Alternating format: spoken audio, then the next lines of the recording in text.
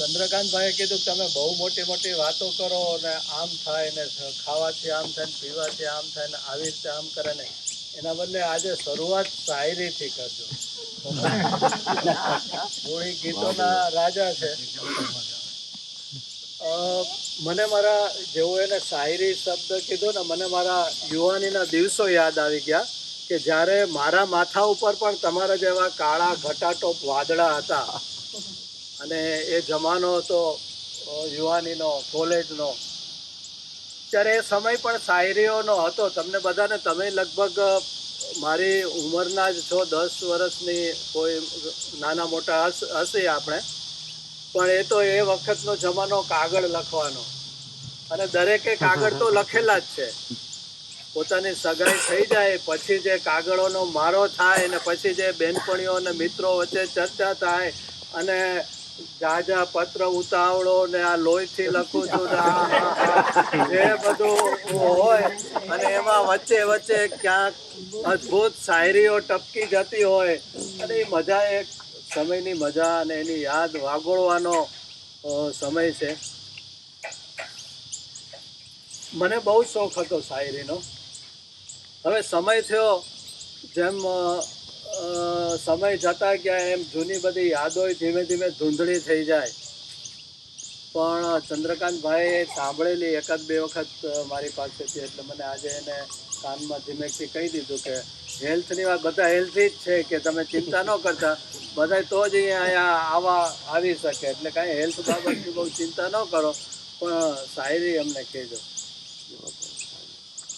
જ્યારે જુવાની હોય ને ત્યારે બધું રંગીન લાગે અને આખી દુનિયા અને આપણો સમય અને દરેક વસ્તુ ઝણઝણતી સિતાર લાગે. એક સાબુદ્દીન રાઠોડ કાયમ માટે એક શાયરી કહે કે સમંદરના તરંગો ચાંદનીમાં લીન લાગે છે, પવન પણ ઝણકી ઉઠેલી બીન લાગે છે. સમંદરના તરંગો ચાંદનીમાં લીન લાગે છે, પવન પણ ઝણકી ઉઠેલી બીન લાગે છે. એ ઈશ્વર હો કે માનવી એક સરખો છે અનુભવ, આ જવાની હોય છે ત્યારે બધું રંગીન લાગે છે. બધું જ રંગીન દેખાય, જે પણ કઈ આજુબાજુ જોવામાં આવે બધું જ રંગીન, બધામાં જ રંગીનતા લાગે. એક વખત એક પ્રેમિકા ના ગાલ ઉપર તલ હતો એટલે એના પ્રેમી એ તલ જોઈને એટલો બધો આમ ઘાંઘો થઈ ગયો અને ભાવ વિભોર થઈ ગયો, એટલે એના મોઢામાંથી 4-5 લાઈન સરી પડી એ ગાલ ઉપર તલ જોઈને કે મને આ તારી અધબીડેલી આંખોમાં સમાવી લે, મને તો છે ઘણી ઈચ્છા કે કાજલ થાવ તો સારું. કેવી કલ્પના કરી કે કાજલ થાય એટલે સીધું આંખમાં જ રહેવાય, 24 કલાક રહેવાય, જાગતા ઊંઘતા પટપટ આવે તો એમ ઉપર નીચે થવાય. આવું સરસ મજાનું એને આ રૂપ કીધું કે મને આ તારી અધબીડેલી આંખોમાં સમાવી લે, મને તો છે ઘણી ઈચ્છા કે કાજલ થાવ તો સારું. ભલે હું શ્યામ લાગુ પણ મિલન આવું મળે કોને, તમન્ના છે કે તારા ગાલનો તલ થાવ તો સારું. પછી એની પ્રેમિકા એને જવાબ આપે છે કે આ ગાલ ઉપર જે તલ છે ને એ ક્યાંથી થયો છે, કેવી રીતે થયો છે, એ ગાલ ઉપરનો તલ શું છે? એનો પ્રેમી એનો જવાબ આપે છે કે મારા જીવનનો વેરાન આખો બાગ છે, શું કહું હું આપને કે દિલ મહીશી આગ છે. મારા જીવનનો વેરાન આખો બાગ છે, શું કહું હું આપને કે દિલ મહીશી આગ છે. જોઈ કાળો તલ ગુલાબી ગાલ પર હરખાવના, દિલ બળીને તણખો ઉડ્યો એનો પડેલો દાગ.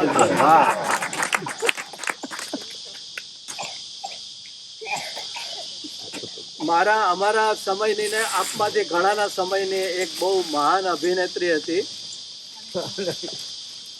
એનું નામ હતું મીના કુમારી, અને આપણે બધાએ એના પિક્ચરો જોઈને મોટા થયા છે. અદ્ભુત એનો પ્રદાન હતું ફિલ્મોમાં, પણ એનું જીવન બહુ જ મુશ્કેલીઓથી ભરેલું હતું. જેટલા લોકો હતા બધાએ એનો ઉપભોગ કર્યો, ઉપયોગ કર્યો અને ધીમે ધીમે એને છોડી દીધી. એનું જ્યારે મૃત્યુ થયું ત્યારે એટલા બધો એને ડ્રિંક્સ કરેલું હતું, એટલું બધું એનું વિકૃત મોઢું થઈ ગયું હતું. એને જ્યારે છેલ્લા દર્શન કરવા માટે રાખ્યા એમને, ત્યારે એને કફન ઓઢાડીને જ રાખવા પડ્યા હતા. એના દર્શન કરવા માટે લાઈનોમાં બધા ઊભા હતા, એક પછી એક બહુ મોટા હીરો અને હિરોઈન બધા જ એના સમયના એની સાથે ખૂબ પ્રેમમાં હતા, પણ એનો ઉપયોગ કરીને એને છોડી દીધી હતી. જ્યારે એનો વારો આવ્યો દર્શન કરવાનો, ત્યારે એને કફનને ઊંચું કરવાનો પ્રયત્ન કર્યો. જેવું એ કફનને ઊંચું કર્યું, તરત જ એ લાઈનમાં એક ગુજરાતી શાયર હતો, એને તરત જ 4 લાઈન લખી, બહુ અદ્ભુત લાઈન. બરોબર મીના કુમારીનું કફન ઊંચું થાય છે, જેને એના જીવનને વીખી નાખેલું. ઓ બિંદુ ઝાકળ ના ન કરજો કઈ સુમનની છેડછાડ, આંસુઓ કરતા શીખી જશે નયનોની છેડછાડ. ઓ બિંદુ ઝાકળ ના ન કરજો કઈ સુમનની છેડછાડ, આંસુઓ કરતા શીખી જશે નયનોની છેડછાડ. ખૂબ કીધી હતી તમે એના જીવનની છેડછાડ, લાશને ઢાંકો હવે છોડો કફનની છેડછાડ. એ જ મીના કુમારી અદ્ભુત શાયરા હતી, બહુ જબરજસ્ત અને શાયરીઓ લખી હતી. એ બધી વાતો કહેવા જઈશ તો ઘણો સમય નીકળશે, પણ એની એક શાયરી કહી દો. મીના કુમારીએ પોતે લખેલી, એક હમારા સાયા હી જો પહેલે થા સો અબ ભી હૈ. માણસને જીવનભર જો કોઈ સાથ આપતું હોય તો એનો પડછાયો છે. એ કોઈ દિવસ સૂરજનો પ્રકાશ પડે અને એ માણસની સામે ઊભો હોય ને ઊભો હોય, સુખ હોય કે દુઃખ હોય, સારા દિવસો હોય કે ખરાબ દિવસો હોય. એક હમારા સાયા હી જો પહેલે થા સો અબ ભી હૈ, हर नुकुट पर ढूंढा जिनको मुट्ठी से वह फिसल पड़े, और हाथ हमारा खाली ही जो पहले था सो अभी. મિત્રો, ઘણી વખત આ બધી શાયરીઓ હું કહું, રંગીન વાતો કરું, પણ જ્યારે સિનિયર સિટીઝનો હોય ને ત્યારે એને રંગીનતામાં ડૂબાડીને છેલ્લે પછી મારે એમાંથી એને ઊભા કરવા પડે. નહીં તો એને પણ એના જીવનની બધી આ જ રંગીન વાતો યાદ આવે ને ઘરે જાય તો બીજા ચમકી જાય કે આના મોઢા ઉપર લાલાશ કેમ છે. જૂના બધા ગીતો ગણગણે છે અને જૂની બધી આમ એની આંખોમાં આમ ચમક આવી ગઈ છે. એટલે છેલ્લે 1-2 ભજનની કડી હું બોલી અને પેલી રંગીનતાને હું શાંત કરી દઉં. તો છેલ્લે મેં અગાઉ કીધેલી છે અહીંયા એક નાનકડી 4 લાઈનની કવિતા કે જ્યારે હું ભણતો હતો ત્યારે 3-4 ધોરણમાં આવતી હતી. એ કહીને તમારી રંગીનતાને હું થોડી નીચે તરફ લઈ જાઉં છું. કબૂતરોનું ઘૂ ઘૂ ઘૂ, ચકલા ઉંદર ચૂં ચૂં ચૂં, છછુંદરોનું છું છું છું, માનવ ગરજે હું. કબૂતરોનું ઘૂ ઘૂ ઘૂ, ચકલા ઉંદર ચૂં ચૂં ચૂં, છછુંદરોનું છું છું છું, માનવ ગરજે હું. પરમેશ્વર તો પહેલું પૂછશે કોઈનું સુખ દુઃખ પૂછ્યું તો. આપણે જયારે લાઈનમાં ઉભા હશું ને ત્યારે એક પછી એક વારો આવતો હશે, ત્યારે ભલભલાના પરસેવો વળી જાય ને ધ્રુજતા હશે, હું શું જવાબ આપીશ, કયા મોઢે હું ભગવાનને કહીશ કે મને પૂછશે કે તે શું કર્યું અને હું શું જવાબ આપીશ. એટલે ઘે ફે થઈ જાય, હે શું સંભળાતું નથી એવું થઈ જાય. કારણ કે એને ખબર છે કે મારી પાસે કાંઈ જવાબ આપવો જેવું છે જ નહીં. વહુને વળચકા ભર્યા છે, ઘરવાળાને હાવ કરી છે અને ઘરવાળી ઉપર વાઘની જેમ ત્રાળું પાડી છે, છોકરાઓને 2-5 ઢોલ મારી છે, પાડોશણને તો દીખી મૂકી નાખી. તો હવે પછી મારે જવાબ શું આપવા? એટલે અંદરથી એને કંઈક આમ ઝૂંઝવાટ ઉપડે.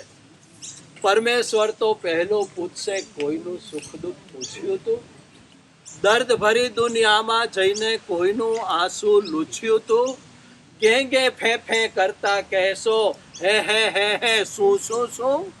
કબૂતરોનું ઘૂ ઘૂ ઘૂ, ચકલા ઉંદર છું છું છું, માનવ ગરજે. મિત્રો, મારું કામ છે હેલ્થ અંગેની વાતો કરવાનું. આ બધી વાતો તો સાઈડમાં હતી. આજે 10-15 મિનિટ થોડીક હેલ્થની વાત કરીશ. મારે આજે બહુ ઝાઝી વાત નથી કરવી. તમારામાંથી કોઈનો કંઈક પ્રશ્ન હોય તો એનો હું જવાબ આપીશ. અને તમારામાંથી જો મેં અત્યાર સુધી જે વાતો કરી છે છેલ્લા 2-4 મહિનાની અંદર દર શુક્રવારના પીરિયડમાંથી, એમાંથી તમને કોઈ વાત ગમી ગઈ હોય અને તમે તમારા જીવનમાં એનો ઉપયોગ કરતા હોય ને તમને લાગ્યું હોય કે મને આનાથી આ લાભ થયો, તો આજે મારે તમારી પાસેથી સાંભળવું છે. અને તમારા કોઈ પણ પ્રશ્નો હોય તો એનો હું જવાબ આપીશ. છેલ્લે 5 મિનિટમાં હું છેલ્લા 2-3 પીરિયડોમાં અમે જે બહેનોમાં વચ્ચે ઊભા રહીને વાત કરી છે એની 2-3 મુદ્દાઓ કહી દઉં. પહેલી મેં વાત કરી હતી દરજી બનવાની. મોટાભાગના તો બહેનો હતા જ. તો પહેલા દિવસે પહેલો પીરિયડ મારો દરજી બનવાનો હતો. દરજીઓને કેમ એટેક આવતા નથી? દરજીને કેમ ડાયાબિટીસ નથી? એને કેમ થાઇરોઇડ નથી? ધીમે ધીમે એનો અભ્યાસ કર્યો અને એક વસ્તુ પકડાઈ ગઈ કે દરજી જે પગેથી આમ સીવે છે ને, પગ સંચાથી, પછી તો ઇલેક્ટ્રિકની મોટરો આવી ગઈ, પછી એ દરજી ન રહ્યા. પણ જ્યાં જૂના જમાનાના જે દરજી હતા, તમે યાદ કરો, એ 80-90 વર્ષ 100 વર્ષના જ થયા હોય. એને કોઈ દિવસ હાર્ટ એટેક ન આવે, કોઈ દિવસ ફાંદવાળાને આ જાડાને બને ત્યાં સુધી ન હોય. એનું કારણ છે આ કસરત. તો પછી એ વસ્તુ અમે લોકોને જાગૃત કર્યા કે તમે પણ જ્યારે બેઠા હો ત્યારે જે દરજી સીવતો હોય આમ કરતા હોય તો 10 મિનિટ દિવસમાં 3 વખત તમે આ કસરત કરી લ્યો તો એનાથી તમે હાર્ટ એટેકથી બચશો, થાઇરોઇડથી બચશો, બીપીથી બચશો, કોઈ પણ જાતના રોગથી બચશો. તો એનું કારણ શું? એનો અમે અભ્યાસ કર્યો. હ્યુસ્ટન યુનિવર્સિટીમાં આના ઉપર બહુ લાંબો અભ્યાસ થયો હતો કે આજે પગના જે મસલ્સ છે ને એ બીજું હાર્ટ છે, એ હાર્ટનું કામ કરે છે, હાર્ટને ઉપયોગી થાય છે. એને જો એક્સરસાઇઝ તમે આપો તો એ એક્સરસાઇઝના કારણે તમારું હાર્ટ એકદમ મજબૂત થાય અને હાર્ટ એટેક ન આવે. અને હાર્ટ જેનું મજબૂત હોય એને બીપી ન થાય, એને થાઇરોઇડ ન થાય કે એને બીજી બધી તકલીફો ન થાય. તો એના માટેનો એ રિસર્ચ અમે જોયું. તો એ જે મસલ્સ છે પગના, એ મસલ્સની એક્સરસાઇઝ તો તમે એ બેસી ખુરશી ઉપર આવી રીતે કરો, ઊભા રહીને પણ આવી રીતે આમ દિવસમાં 3-4 વખત 10-10 મિનિટ આમ એક્સરસાઇઝ કરશો તો એ એક્સરસાઇઝથી તમે તમારા બધા જ રોગોમાં તમને બહુ જ ફાયદો થશે. પછી બીજી મેં જે નાની વાતો કરી હતી એ તમને યાદી આપી દઉં. એક તો હળદરની મેં વાત કરી હતી કે હળદર અતિશય ઉપયોગી છે. અતિશય એની અંદરનું જે ક્યુકરમીન છે ને એ બહુ ઉપયોગી છે.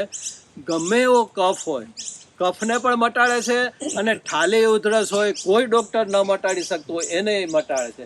પણ તમે એમ કહેશો કે અમે તો જ્યારે પણ કફ થાય, શરદી ઉધરસ બધું થાય ત્યારે હળદરનો તો ઉપયોગ કર્યો પણ એનાથી તો મટતું નથી. તો એનું એક તમને કારણ આપું કે હળદરની અંદર ક્યુકરમીન છે ને 3% હોય છે. એટલે હળદરનો મોટો ફાંકડો લેવો જોઈએ. રૂટીનમાં તમે લ્યો તો એક વખત નાની ચમચી ચાલે, પણ જ્યારે તમને કફ થયા હોય, ઠાલી ઉધરસ થયો હોય તો 1 ચમચી ન ચાલે. મોટી આખી ચમચી હળદરની ક્વોન્ટિટી વધારે જોઈએ અને દિવસમાં 3 વખત જોઈએ. તો જ હળદર કામ કરે.